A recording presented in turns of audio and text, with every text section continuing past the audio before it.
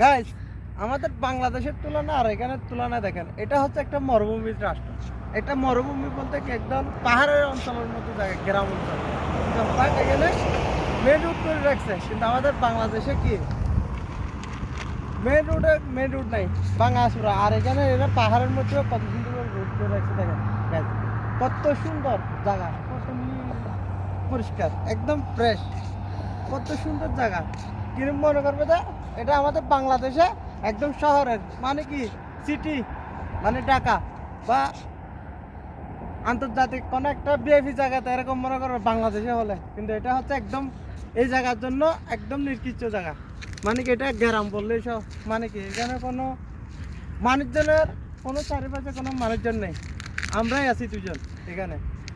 এটা বোঝাতে যাচ্ছি বাংলাদেশ আর কোথায়, এখানে আমাদের হচ্ছে সুরত দেশ, কিছু করার নাই। হায় রে কপাল, হতাশা।